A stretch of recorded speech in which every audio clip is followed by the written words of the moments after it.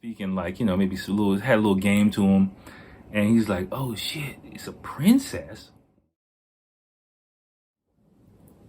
Hey there. Hey, yo, what's going on? Welcome to episode 174 of the podcast.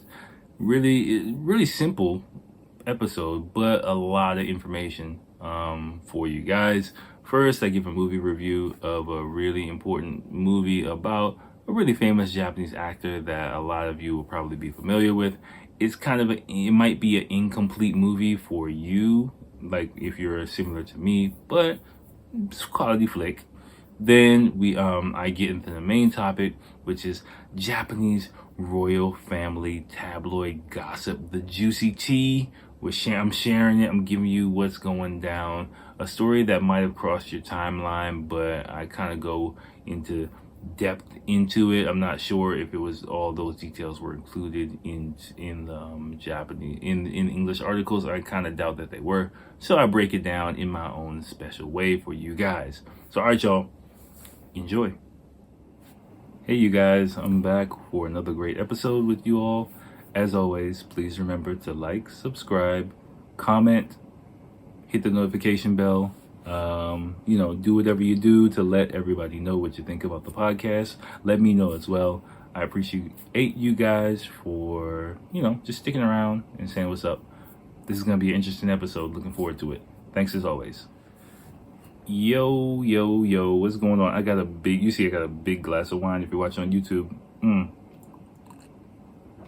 Just because I don't want to keep getting up and going to the other area to grab another glass. I'm going to try to put this by my PC, and hopefully I'm just going to hold this because that makes me nervous right next to my PC. But okay.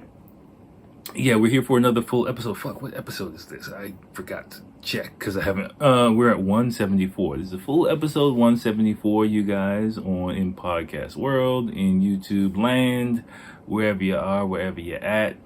Looking forward to this one. I got inspiration because we're gonna tell some story. Well, it's not a story about me, but give you the inside scoop of a developing.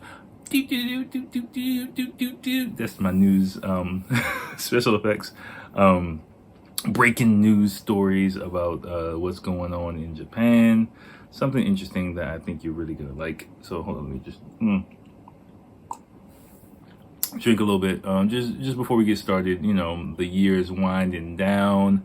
YouTube people, I have my inside the house hat on because it's cold as shit. Sorry if you hear the AC in the background. Definitely YouTube people might hear it. Podcast people, I can definitely edit out the sound, but yeah, it's just fucking cold. So sorry, I'm not recording this without the heater on tonight. So yeah, but besides that, everything's good. The Christmas presents are locked and loaded. Click, click, clack, clack, clack, clack. I can't do too many gestures because I'm holding wine, but yeah, my son's last gift is on his way here, and the other ones are hidden, so it's gonna be a fucking Merry Christmas this year. My son requested fucking turkey. So he was like, I heard through the grapevine, I heard through my wife that he wants to eat turkey for Christmas, which pretty fucking accurate. Surprised about that he kind of knew to take it there, but so I gotta hit Costco up. Well, not because of that, but on my Costco visit, I'm gonna see if they have turkey, and I'll whip something up for the little whippersnapper. I'm gonna attempt to put this down and just try to stay still. Okay. So tonight, what we have for you guys is, I just only have one topic. I had some other things. I wanted to do another, oh no, snap. I almost forgot about that. Wait, hold on. One second.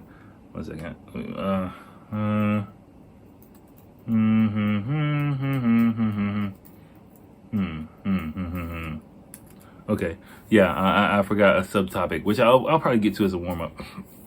Not too much else going on with me since we last spoke, but I have been kind of checking out some animes. I've been checking out some TV shows, basically almost anything on Netflix that's Japanese that has English subtitles. I kind of realized is gonna get a release internationally. So I'm trying to watch as much of that shit as I can and kind of review it for you guys. I was trying to watch this anime called Komi something.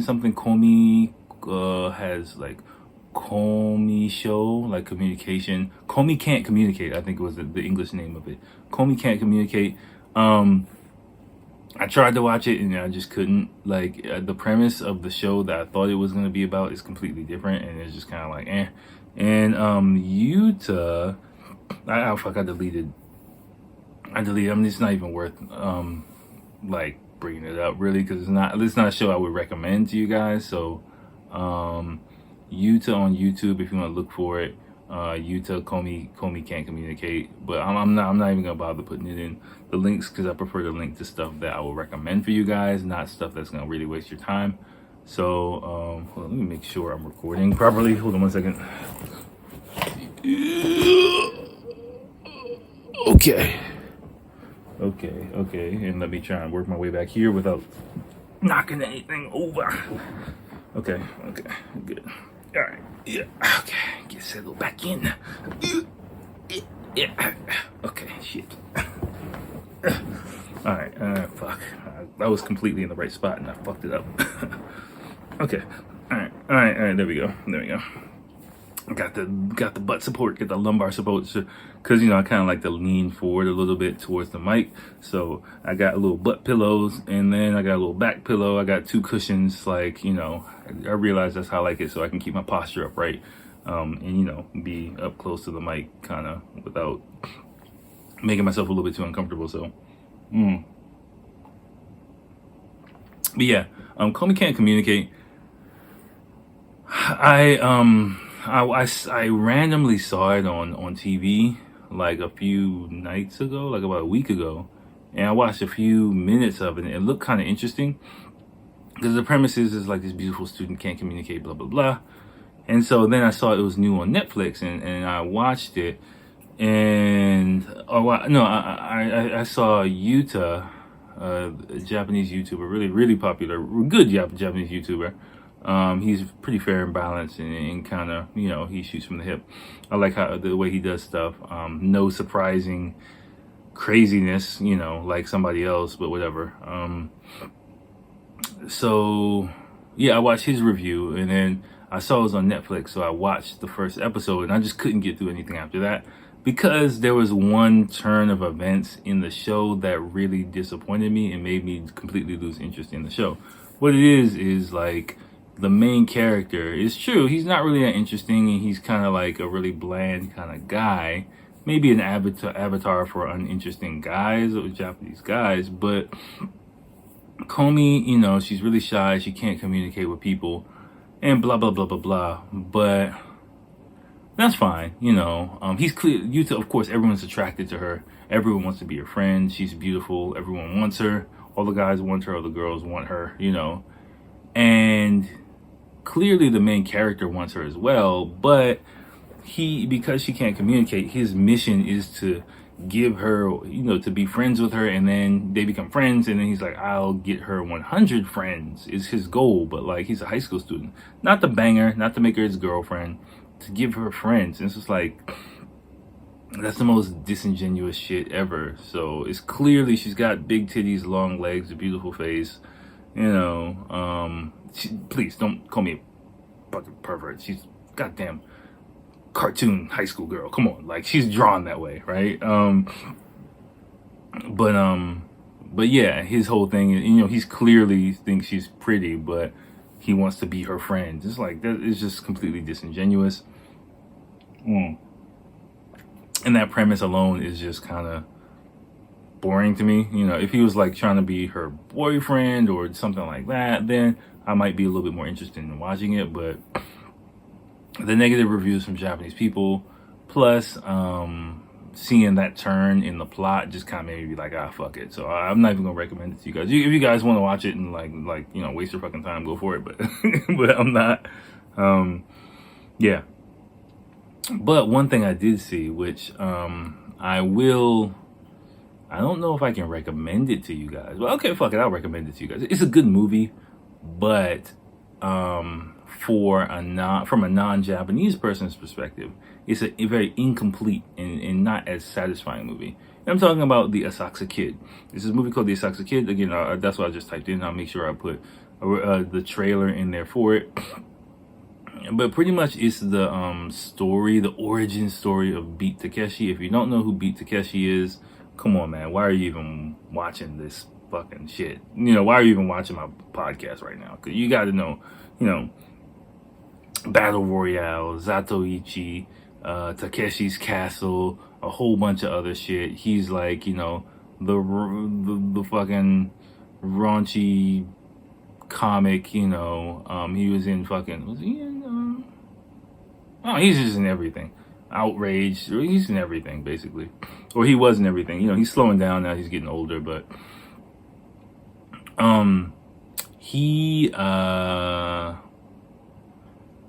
it's the story of how he kind of started becoming and became a famous comedian and things like that. But for me, it was watching it wasn't really as satisfying because, of course it's a Japanese movie, it's made for Japanese people. So a lot of the, it shows mainly focuses on the time before he became really famous. And it kind of glosses over a lot of things that happened that I've heard about like, sorry, maybe, the air conditioner a lot, like my throat's been kind of dry and scratching a little bit, so with the heater, having the heater on all night because it's so cold and it's kind of dried out my throat a bit. But yeah, like I heard he got into an accident, which if like I think he has kind of like a what's the word, like I don't know, his twitch has maybe always been there, I think, but his eye or something, you can see his face, he has like numbness in his face. I think comes from his motorcycle accidents, which doesn't get talked about in the movie. I would have wanted to see that because I don't know what the fuck happened, but I'm guessing Japanese people know those kind of main plot lines of his life, main kind of events in his life. But me as a non-Japanese person, I'm not really familiar with any of that shit. He only really popped on my radar from Battle Royale, and I didn't realize that Takeshi's Castle was repackaged and remade for American audiences. I forgot the name of the show. It was some stupid ass show. I mean, Takeshi's Castle wasn't stupid, but how they repackaged it for American people was kind of stupid. But I still used to watch it. I thought it was funny when I was a high school student. But like Super Great Amazing Showtime or some shit like that. I stumbled upon it like a few months ago, but I just can't remember the name of it. It was just like way Americanized. But what was I saying? Yeah, so the movie felt kind of incomplete for me to watch just because like I couldn't really see a lot of the main events. Like it was interesting to see where his name Beat Takeshi came from. I realized like after watching the show, it came from his stand-up comedy duo that he was in. I didn't know that. Like it was just cool, and just to see some behind-the-scenes stuff about Asakusa, which is has become one of the more touristy areas like in Tokyo. By the fucking way, like, don't get suckered in. Let me tell you something. I've met a few people who have moved to Japan and moved to Tokyo, and for some fucking I don't want to say for some fucking reason, but they kind of get suckered into living in the Asakusa area.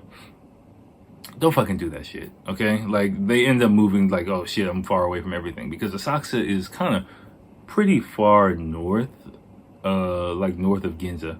It's on the Ginza. I haven't been there in like well over 10 years, but it's pretty far north in northern part of kind of central Tokyo, if you will. So it's a good touristy area to go visit. It's like one of the places you want to hit when you're going to visit Tokyo, but you don't want to live in that area, right? A lot of the action, the places after you live here that you're going to want to be, are going to be in central or southern Tokyo, south or southeastern central Tokyo. It's kind of the way I'm saying it. But like in Shibuya area, in Shinagawa area, maybe Yoyogi area, Harajuku area, on the Yamanote line. If you look at the Yamanote line, it's going to be around those kind of areas, not really towards the northern part, if you will. And so, like, if you live in the Asakusa area, you kind of assed out, really, because in nightlife, you gotta go home early. There's nothing really interesting to do around, because it's more of like a quiet, traditional area. So, sorry, the nightlife. Sorry, my nose is just, again, the dry air. The nightlife spots that you're gonna be around is for like old people, old Japanese people, basically. And that shit might be cool like once or twice, but that's just gonna get old after a while. And especially when all the people who are in your age group are on the other side of town having a fucking blast. So just trust me, just don't live in the Asakusa area, right? But the story really takes place then, about like 50 something years ago. It's a good movie. The characters are good. Like, the drama was interesting. It threw me for a few loops. It's very Japanese. Yeah, I can recommend it for you to watch, but me probably being more familiar with Beat Takeshi than a lot of people like watching this, even for me, there were still a lot of like points in time watching it where I was just like, okay, so it kind of glossed over some shit. And after finishing the movie, I kind of realized that it probably is because Japanese audiences are quite familiar with his life. So they didn't need to kind of hit everything. And it's also a 2 hour, it's not a mini series, so it's a 2 hour movie, so they need to kind of compress some stuff and cut a bunch of shit out, but and focus on before fame, more than like after he became famous. So after he started becoming famous, it kind of glossed over a bunch of stuff. So just to give you a warning about that, but it is quite enjoyable in its own. And just, to see kind of how he became famous and stuff like that, who his influences were and things like that. I can recommend it. It's very Japanese, but it's good. Okay. So now, let's get into the topic of this. Excuse me. Oh my goodness. Okay. Of this podcast is I don't know what I'm gonna call this episode, like Princess in New York, maybe. It's a topic I haven't talked about, but I'm a little bit late on it, but I gotta give you an update. I just realized I hadn't talked about it, so I'm like, okay, perfect. Let me do a full episode and take my time and give a full update on the Princess Mako situation, right? Now, if you look in the description of this episode, I'm gonna start with the Japanese imperial family tree, right? Now, pretty much, earlier this year? No, not this year. 3 years ago. Shit, goddamn. Okay, because we're in Reiwa Sannen, right? So 3 years ago, the existing emperor, what's the word? He left the throne. I forgot the word. Not abandoned the throne. He abdicated. That's the word I'm thinking. He abdicated the throne, right? So the emperor, the former emperor, I feel like it's a little bit far from me. Is he? Akihito, former Emperor Akihito, the grandpa, abdicated the throne. This family tree is a little bit older, and the new emperor is Naruhito, right? Naruhito, and his wife. They have one daughter, Aiko. Now, so he's got the throne. But the thing about Japan is that only, it's a patriarchal society, of course. So we can't have. Let me take off this hat. We can't have a empress in Japan, which is something that they're kind of mulling now, because if you really look at the family tree, it's a bunch of women in there, right? And so the emperor Naruhito, him and his wife, I heard she used to be, I want to say, not like a regular someone. She was like a regular citizen. She wasn't really like an imperial or anything like that. And so they got married, and apparently there was a bunch of stress in her marriage. Maybe there's a rumor she kind of had several miscarriages over time. You know, of course, there's a lot of pressure for them to, have a baby, have a son, because, only a male can take the throne. And, royal families, what happened with the British royal family, are very conservative and whatnot. So the Japanese royal family, oh my gosh, magnify that times like 15,000.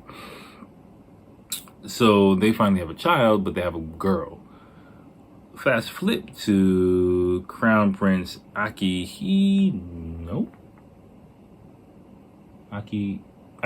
Sorry, Akishino. I don't remember these guys' names. Akishino. He's second in line for the throne, but if you look, they have 3 kids, again 2 daughters, but finally they popped out a son, right?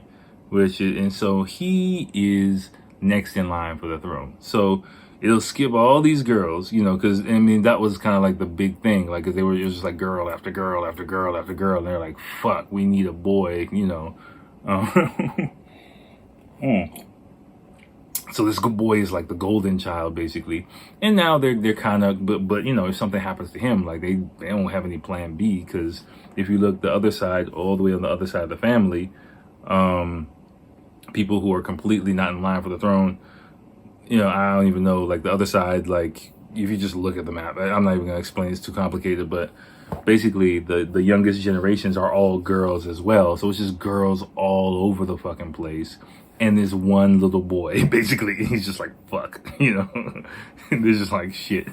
So if anything happens to him, like, the royal family is screwed, basically. So now they're kind of like mulling, like, considering whether or not they'll allow an empress to take the throne, being quote unquote progressive, if you will. But it really is just like they got no plan B. If something happens to this boy, like, they're just fucked, basically. So but anyway, but this story is not about that. Well, ironically, what's his name again? Hisahito, that's his fucking name. I don't give a fuck about the shit. But Hisahito seems like a nice little kid. His life gotta be dry as fuck, but something weird happened, which was like, cause he I remember a few years ago, the junior high school or elementary school he went to, some weird person snuck into it and left a knife on his desk, and everyone freaked out, like, like, I don't know why you do that, but I don't know what the justification. Some old guy just put a knife on his desk, like, a veiled threat. So of course they found the guy, and whatever, he was arrested. But yeah, that's just my anecdote about him. That's the only news story I remember about that. But if you look, he has 2 brothers and sisters, 2 sisters. What's her name? Kako and Mako. I was, because that's how I was talking about this in a lesson, and I was like, who's Kako? And I looked at some pictures from her in college. I was like, okay, I see you, little college girl in your college world. I don't know what that was, but, and then we got Mako, right? Mako, I think is the older one, right? She's the oldest, and she is gonna be the center of our discussion for the night. Yeah, I'm gonna need some more wine, but yeah, pretty much she has gotten married. If you don't know, she's gotten married recently and moved to New York with her husband. This story is fucking crazy, right? For a lot of different reasons. It's in a very Japanese kind of way. It's very interesting. Let me take a quick break, get some more wine, because this is not going to be enough for me to last me through this story. Let me fill her up so that I can share the details of this, and I'll be right back. Hold on. Okay, I'm back. All right, so Princess Mako, princess in New York. Okay, where do I begin this story? So, okay, it's funny because, like, watching the Western news pick it up is kind of like, seemed like a fairy tale. The Japanese princess moves to New York kind of thing. But now there's a lot more shit going on behind the scenes that you probably wouldn't be included in the English articles. So, okay. several years ago, Princess Mako, she she goes to pretty conservative. It's a lot more to it. One of my students explained it to me. Like the royal family has like a elementary, junior high school that they go to, and that kind of all of the members go to, but because Akihino, the younger brother, was kind of not directly in line for the throne, maybe this is according to one of my students, that they were a bit more liberal with their kids' upbringing. So they let them go to a university that's kind of different from the one that all the royal family traditionally goes to. So it's more of like an international or a language. I forgot the fucking name of the university. I'm not digging deep into it that much, but I think Mako, she went there. She transferred from the elementary. I think, I'm not sure if it's elementary, but definitely junior high, high school, and university are all connected. So it's kind of an escalator system. Basically, in Japan, not all universities, but some schools, pretty much like if you enter in kindergarten, you can either enter in kindergarten, elementary, junior high, or high school, right? Generally speaking, some of the elite schools, they all have like a kindergarten. So you can kind of technically, if you got, it's kind of like a pay to play kind of thing, in my opinion. But like, if you got the funds, you can, generally speaking, not all of them, but many of them, enroll your kid in like the kindergarten for one of the like top schools, and you're basically guaranteeing that they equivalent. You can enroll your kid in a quote unquote Ivy League kindergarten and basically guarantee they'll graduate from an Ivy League university. Pretty much is kind of what you're doing, right?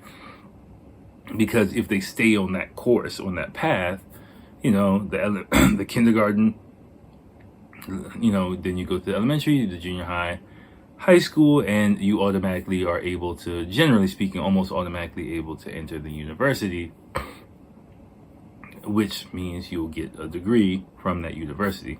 So, wealthier families. I know one of my mentors enrolled, well-off guy, really well-off guy. His kid was enrolled in that kind of style. Just listening to what of course it's different from America. It's open to anyone, but some of the conditions that are there, like, it's kind of weeds out people who don't really have the financial means to do certain things. Like, I remember he was saying, like, for the school, I forgot which school, but it was one of the elite schools, that like for the kindergarten, basically like his kid, what's enrolled in the school, but basically his wife had to go to the school every day and stay there all day, with him in the kindergarten. Now, and watch, I don't know what the fuck she was watching, I don't know what she was doing, but basically every day his mom had to go to the kindergarten and she sat in a different room or something like that and attended basically kindergarten with him. Now, if you think about it, working moms can't do that. Anyone who doesn't really have like a housekeeper or, like other kind of means to really manage their life, that's really a tough thing to do. Plus you have the high tuition and things like that. So basically they kind of by having someone do that, they kind of de facto eliminated anyone who's a working mother from enrolling in that kindergarten program. And what that means is, if you have if you don't allow working mother, of course it's not written, but implicitly, if you don't allow working mothers, you kind of set a financial bar limit, minimum of people that can attend that kindergarten, which means like you kind of like set a financial minimum of kids who automatically are able to hop on that escalator and ride it on up to the university level. So it kind of works like that in some instances. Again, this is not an across the board kind of thing, but this is just an anecdote that I heard from this case, and they got bank. So yeah, that's kind of what it is. So So Princess Mako was allowed to get off that kind of royal family escalator system and enroll into a university where she met her fiance and later husband. Again, fuck his name. I mean, I'm just not researching his name. It's not really important to the story, and I'm not jumping on Google. But yeah, so this dude, my impression of this guy, just doing the research, seeing some of the tabloid pictures of him like online, like he really seemed like putting myself in his shoes. This is just wild speculation on my part. I'm not shitting on this guy. I don't know anything. This is just completely my fucking, bullshit ass glass of wine theory. Excuse me. I think this dude was, kind of experienced with girls, he living college life, having a little college, little player, having a little fun, drinking, partying, whatever. I mean, he's not like a party guy, but generally speaking, like, maybe had a little game to him. And he's like, oh shit, it's a princess? What? And, a young guy, young guys kind of want trophies in that sense, if you will. And so maybe he's a little bit ambitious, a little bit of a social climber. He got in her circle. He was able to spit a little game in her ear, whisper a little game on this, sprinkle a little game on that, and she's like a sheltered fucking royal family girl. So she's like, ee. So, they start dating. Now, they start dating throughout college, and, of course, she's really traditional, so they graduate from college, they continue dating, and, on the path to marriage. Now, this is kind of where the shit hits the fan, really. Now, I would imagine, again, this guy's a social climber, and me too. If I were that age and I kind of fell into like a girl from like a high society political family, if you really think about it on the surface for like a 19, 20-year-old dude, it seems like if you're of that, and I kind of went through that type of phase as well, you think, oh yeah, that's easy, that's a come up, hell yeah, let me just, boop, boop, boop, holla at shorty, she's cool, boop, boop, boop, get that royal family, and I'm set for life, baby. Kind of that young guy kind of thing. You can kind of imagine like a young guy thinking like that. But you don't understand the amount of scrutiny, pressure that comes with that. If you're like a 19, 20-year-old dude, you're just kind of thinking, oh yeah, I can live the easy life marrying a fucking princess. Yo, you know what he signed up for. So fast forward several years, and they're dating and they want to get married. This is some shit that went down like maybe 4 or 5 years ago. So like, because they got engaged, then a scandal came to light. So they weren't allowed to initially get married because apparently the dude's mom was a divorcee. And according to one of my students, I don't know how much, she might have been, again, a social climber, maybe money hungry. And, she's a single mom trying to do her thing, come up how she can, hustling. So she had a boyfriend, and basically her son needs to go to college. So, blah, blah, blah. She somehow talks the guy into loaning her money for her son's college education.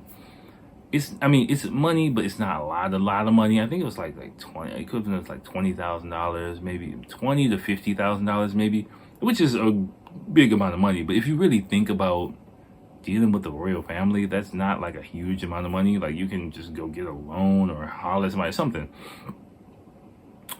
But it kind of speaks to the character, for me, the character of the mom being like, short-sighted, if you will, because after, I guess, the royal family situation came to light, the dude kind of popped up and was like, yo, so she took the money and basically broke up with the dude, promising to marry him. She took the money and then broke up with him, paid for her son's college. Dude, the son's about to marry the princess. Dude pops up like, yo, bitch, where my money? And the mother refused to pay him. That's where they fucked up in the first place, right? You don't know really what's going on. Let me be like, you don't know what's going on behind the scenes, because I'm sure once, this kid comes up on the radar, the royal family, they got security, they got people, they got a circle, they got a team that's doing background checks, doing shit behind the scenes. So you don't really know what advice they're getting, whatever. But for some reason or another, she decides not to pay the dude. And then it becomes like a huge fucking scandal. It's like, where's the money? Who's gonna pay? What the fuck? He's got financial troubles. This is headlines all over the fucking place, right? So, because of that situation, the royal family doesn't approve of the wedding, and they're not allowed to get married. It sounds like a tragic story, but again, this is kind of like royal family type shit. So, of course, right? Like, so. The dude, if I remember correctly, he decides to be a lawyer. Now, this is where I tell kind of Japanese people, like, I'm sure you can kind of imagine as well. Like, on the surface, it's just them two, but behind the scenes, there's like a whole squad of affiliated organizations, friends of the royal family, movers and shakers, company presidents, politicians, whatever you want to say, who are indirectly, supporting the couple doing whatever that they need to do, right? You just know that, right? So this dude, I forgot, I might be messing up some details, whatever. It's been several years ago. Eventually what happens is they don't approve of the marriage. They're like, okay. He's like, all right, I'm gonna be a lawyer somehow. Again, he randomly gets a job at a law firm in New York. So he's got to go to New York for a few years to be a paralegal or some shit like that. And then he can kind of take the bar exam, be a lawyer, get a good job, fall ass backwards into a good job. Of course, he gets set up with a nice place in Manhattan, of course, right? Nobody talks about the details of that, but come on, some big company, Japanese company in New York was just like, all right, man, here, we'll give you a job, just whatever. And like Princess Mako, basically, what it sounds like is, she kind of was really itching to just get the fuck out, like the British royal family chick. I forgot Prince Harry's wife. I forgot her name, but she just wants to get the fuck out of Japan. She just wants to be free. So this commoner dude is kind of her only chance, really. There are probably other suitors that she'll be able to get, according to one of my students, and maybe another one of my students as well. They can set her up with anybody, company president, a blue blood type of Japanese person, but it'll be a marriage of convenience. It really wouldn't be for love, right? And she wouldn't be happy, and she'd be stuck in Japan, and she'll be basically put in that birdcage, and she'll be stuck there forever, right? So she's like, fuck, I want to get out, just get me the fuck out, right? So if you look, this dude is kind of her ticket out as well. So she wasn't letting his ass go. And so, but now this dude is kind of stuck in the whirlwind. This is where, like, if you can go back on your own and look at some interview, he looks like a deer in fucking headlights, man. Like, once those cameras start flashing and the reporters start asking, he's just like, what the fuck did I get myself into? And which is kind of alludes to what I said earlier. Like, I can kind of put myself in his shoes. Like, I remember what it was like, I went through those kind of phases, those times, like up and downs when, you go through a phase where you start smelling yourself, you start feeling yourself a little bit as a young man at some point, and you think that, not your shit don't stink, but like, you can kind of smooth talk your way in and out of a lot of stuff. And, he got himself into some shit that was like a kind of, in my opinion, way out of his fucking league. So, yeah. And so now, like, you got cameras and you got scrutiny, you got tabloids being like, your mom this, and, where's the fucking money, and what are you gonna do? And you gotta fucking, go to New York and live in Manhattan for 3 years, and you got all this pressure and this media scrutiny, and it's just like, fuck, So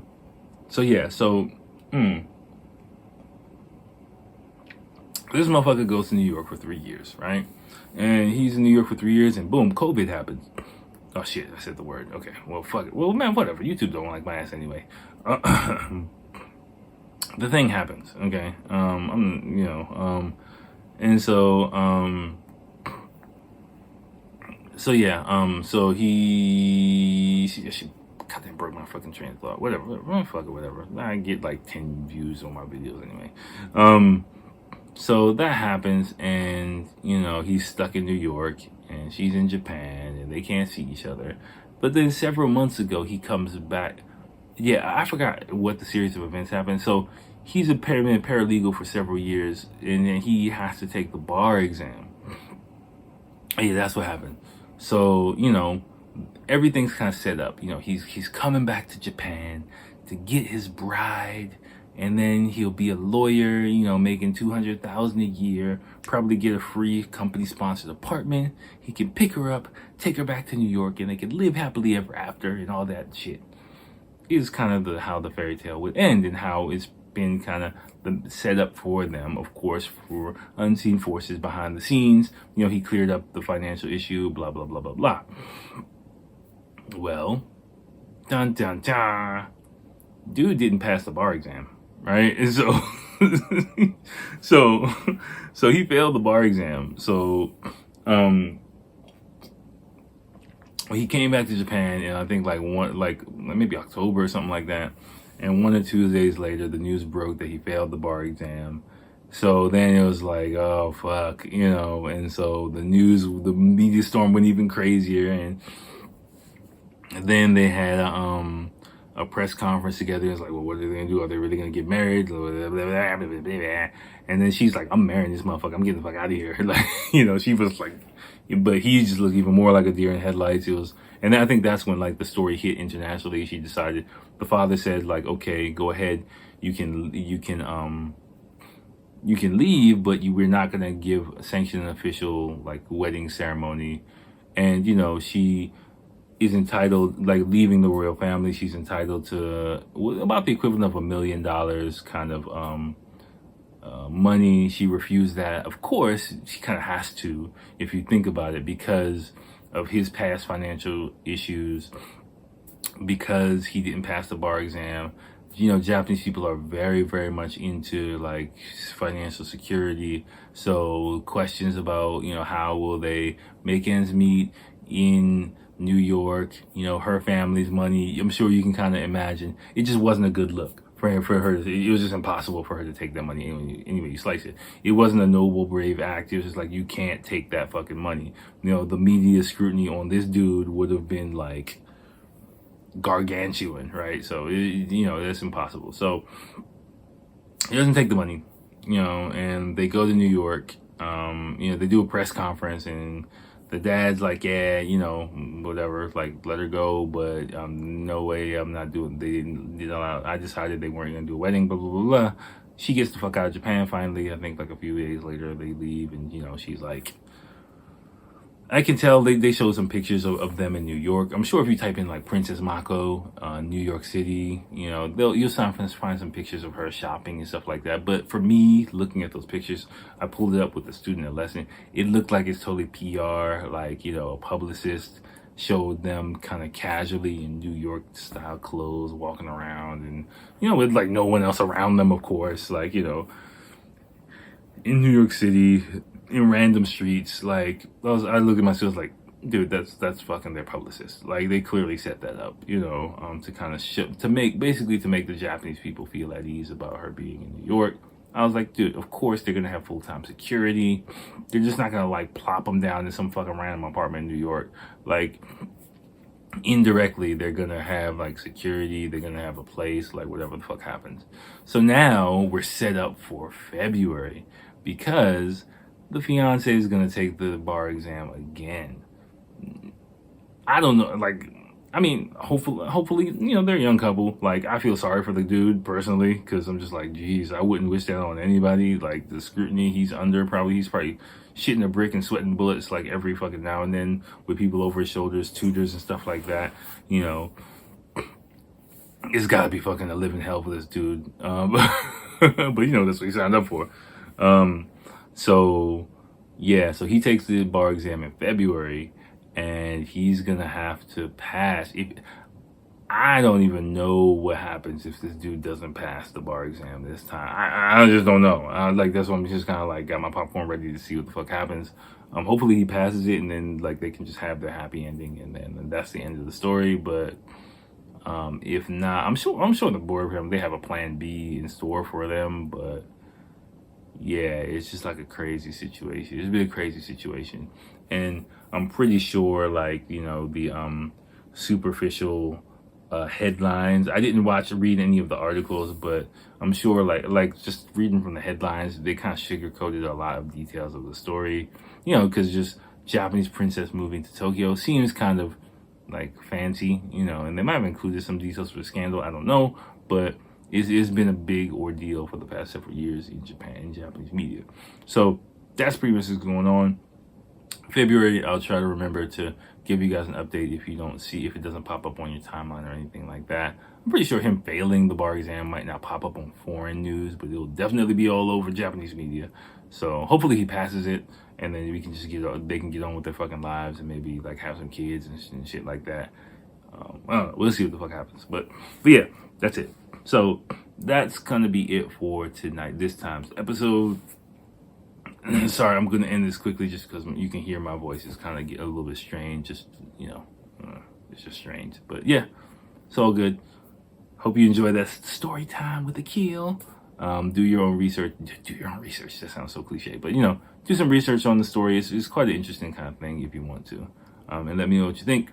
So, all right, next time, I got something else. Yeah, I got something. Next time I want to go a little bit deeper into economics with you guys. Hopefully, it'll be a bit earlier than, you know, fucking 2 weeks, just because the end of the year is coming. So I'll have a bit more free time, hopefully. So I kind of want to record some more shit for you guys. But yeah, I got something else that I really want to talk about with you guys for the next time. We're going to take it to the videotape, you know, next time for some more bonus content. But until then, I will holler at you next time. Peace.